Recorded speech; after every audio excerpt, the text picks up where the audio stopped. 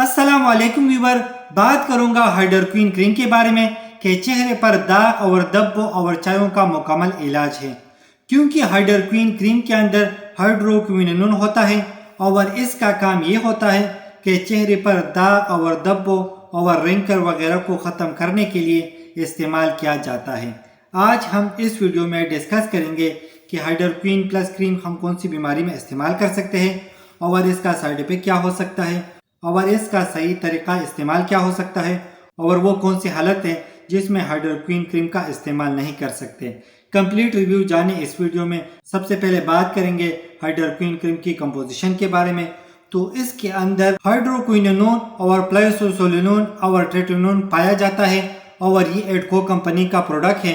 अगर प्राइस की बारे में बात करें तो 170 रुपए में किसी भी फार्मेसी से बासानी मिल सकता है। अगर चेहरे पर पेस मलाजमा हो तो पेस मलाजा को ख़त्म करने के लिए हाइड्रोक्विन क्रीम का इस्तेमाल किया जाता है।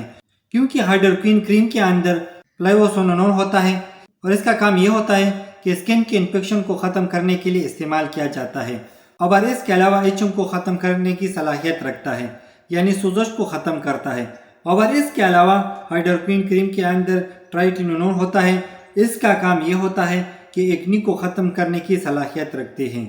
और इसके अलावा अगर चेहरा डैमेज होता हो सनलाइट की वजह से तो ऐसी कंडीशन में हाइड्रोक्विन क्रीम का इस्तेमाल किया जाता है। और इसके अलावा इसके अंदर हाइड्रोक्विनोन होता है। इसका काम ये होता है कि दाग और धब्बों को ख़त्म करने के लिए इस्तेमाल किया जाता है।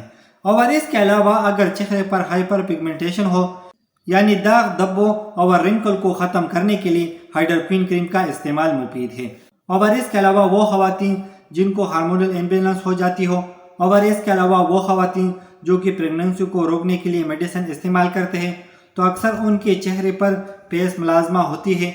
और इसके अलावा वो ख़वातीन जो कि सूरज की रोशनी में काम करते हैं तो पेस मलाजमा को ख़त्म करने के लिए हाइड्रोक्विन क्रीम का इस्तेमाल मुफीद है। और इसके अलावा एज फैक्टर की वजह से चेहरे पर डार्क स्पॉट और पेस मलाजमा और रिंकल बनते हैं तो ऐसी कंडीशन में हाइड्रोक्विन क्रीम का इस्तेमाल मुफीद है।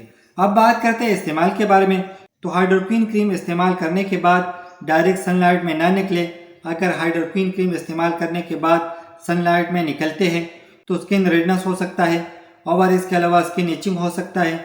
और जब भी हाइड्रोक्विन क्रीम इस्तेमाल करते हो तो मॉइस्चर का इस्तेमाल ज़रूर करें क्योंकि चेहरे पर ड्राइनेस हो जाती है। हाइड्रोक्विन क्रीम लगाने से पहले चेहरे को साबुन से अच्छे तरीके से वॉश कर लें और इसके बाद हाइड्रोक्विन क्रीम लगाएं रात को सोने से पहले। और उंगली से आहिस्ता आहिस्ता एक ही सिम्प लगाएं और बहुत ज़्यादा इस्तेमाल ना करें। सिर्फ एक मटर के दाने के बराबर पूरे चेहरे के लिए काफ़ी है और कम से कम 2 हफ्ते तक लगाएं तो इंशाल्लाह वाज़ेह फ़र्क महसूस होगी। तो उम्मीद करता हूँ वीडियो अच्छी लगी होगी। लाइक कर देना, शेयर कर देना, अगर कोई सवाल हो तो कमेंट्स कर देना, अगर चैनल पे न्यू हो तो सब्सक्राइब कर देना।